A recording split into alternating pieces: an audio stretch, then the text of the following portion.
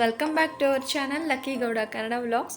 ಇವತ್ತು ಒಂದು ಆರೋಗ್ಯಕರವಾದ ದೊಡ್ಡ ಪತ್ರೆಯ ಚಿತ್ರಾನ್ನ ಮಾಡಿ ತೋರಿಸೋಣ ಅಂತ ಅಂದ್ಕೊಂಡಿದ್ದೀನಿ ಫ್ರೆಂಡ್ಸ್. ಈ ರೆಸಿಪಿ ನಿಮಗೆಲ್ಲ ಇಷ್ಟ ಆಗುತ್ತೆ ಅಂತ ಅಂದ್ಕೊಂಡಿದ್ದೀನಿ. ಎಲ್ರಿಗೂ ಗೊತ್ತೇ ಇರುತ್ತೆ ದೊಡ್ಡ ಪತ್ರೆಯಲ್ಲಿ ಎಷ್ಟು ಆರೋಗ್ಯಕರವಾದ ಗುಣಗಳಿದೆ ಅಂತ. ಸೊ ನಾನು ಒಂದು 10 ದೊಡ್ಡ ಪತ್ರೆ ಎಲೆತ್ತನ ಚೆನ್ನಾಗಿ ತೊಳೆದು ಇವಾಗ ಸಣ್ಣದಾಗಿ ಕಟ್ ಮಾಡ್ಕೊತಾ ಇದ್ದೀನಿ. ದೊಡ್ಡ ಪತ್ರೆ ಅಂತೂ ನಮ್ಮ ಆರೋಗ್ಯಕ್ಕೆ ತುಂಬ ಅಂದರೆ ತುಂಬ ಒಳ್ಳೆಯದು ಫ್ರೆಂಡ್ಸ್. ಹಾಗಾಗಿ ಎಲ್ಲರ ಮನೆ ಹತ್ರನೂ ಈ ಗಿಡ ಇದ್ದೇ ಇರುತ್ತೆ. ವೀಕ್ಲಿ ಒನ್ಸ್ ಆದರೂ ಇದರಲ್ಲಿ ಏನಾದರೂ ಒಂದು ರೆಸಿಪಿನ ಮಾಡಿಕೊಂಡು ತಿನ್ನಿ, ಆರೋಗ್ಯನ ಚೆನ್ನಾಗಿಟ್ಕೊಳ್ಳಿ. ನೋಡಿ ಕಟ್ ಮಾಡಿ ಇಟ್ಕೊಂಡಿದ್ದೀನಿ. ನೆಕ್ಸ್ಟು ಸ್ಟವ್ ಮೇಲೆ ಕಡಾಯಿ ಇಟ್ಕೊಂಡು ಕಡಾಯಿ ಕಾಯಿದ ತಕ್ಷಣ ಒಂದು 4-5 ಸ್ಪೂನಷ್ಟು ಆಯಿಲ್ ಹಾಕೋತಾ ಇದ್ದೀನಿ. ಆಯಿಲ್ ಬಿಸಿ ಆದಮೇಲೆ ಸ್ವಲ್ಪ ಸಾಸಿವೆ ಹಾಕೋತಾ ಇದ್ದೀನಿ. ಸಾಸಿವೆ ಸ್ವಲ್ಪ ಸಿಡಿಯೋಕ್ಕೆ ಟೈಮ್ ಕೊಡಿ, ಹಾಗೆ ಹಾಕೊಂಡ್ಬಿಡ್ಬೇಡಿ ನೆಕ್ಸ್ಟ್ ಐಟಮ್ಸ್ನ. ಅದು ಒಂಥರ ಕಹಿ ಅನಿಸ್ಬಿಡುತ್ತೆ. ಸಾಸಿವೆ ಸಿಡಿಬೇಕು ಪಟ ಅಂತ. ನೋಡಿ ಇವಾಗ ಸಾಸಿವೆ ಸಿಡಿತಾ ಇದೆ. ಸಾಸಿವೆ ಸಿಡಿದ ನಂತರ ನಾನು ಸ್ವಲ್ಪ ಜೀರಿಗೆ ಹಾಕೋತೀನಿ. ಜೀರಿಗೆ ಹಾಕ್ಕೊಂಡ್ರೆ ತುಂಬ ಒಳ್ಳೆ ಟೇಸ್ಟ್ ಇರುತ್ತೆ ಚಿತ್ರಾನ್ನ. ನಾನು ಜೀರಿಗೆ ಹಾಕೋತಾ ಇದ್ದೀನಿ. ನೆಕ್ಸ್ಟು ಕಡಲೆಬೀಜ, ಕಡಲೆಬೇಳೆ, ಉದ್ದಿನಬೇಳೆ, ನಿಮಗೆ ಯಾವ್ಯಾವ ಕಾಳು ಇಷ್ಟ ಆಗುತ್ತೆ ಅದೆಲ್ಲ ಹಾಕ್ಕೊಳ್ಳಿ. ಇದು 3 ತುಂಬ ಟೇಸ್ಟಿಯಾಗಿರುತ್ತೆ.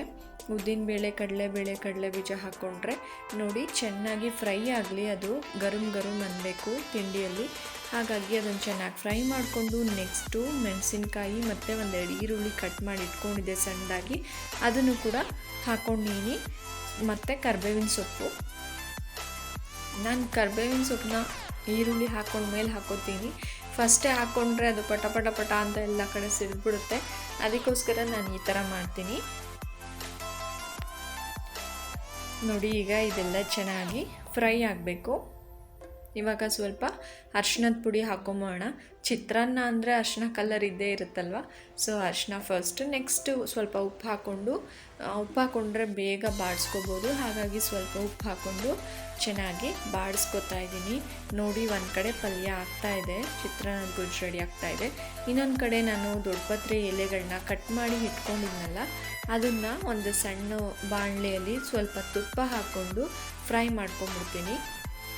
ಯಾಕೆ ಅಂದರೆ ದೊಡ್ಡ ಪತ್ರೆ ತುಂಬ ಗಮ್ಮಂತ ಇರುತ್ತೆ ಯಾವಾಗಲೂ.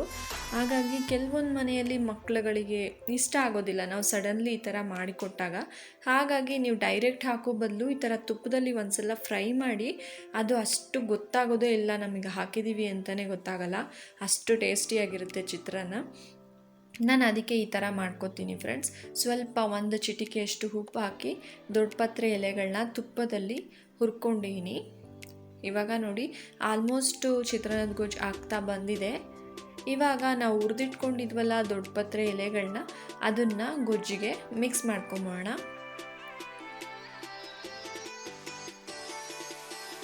ನೋಡಿ ಎಷ್ಟು ಎಲೆ ಕಟ್ ಮಾಡ್ಕೊಂಡಿದ್ದೆ ನಾನು, ಅದು ಎಷ್ಟು 2 ಸ್ಪೂನಷ್ಟು ಆಗೋಯಿತು ಬೆಂದ ಮೇಲೆ.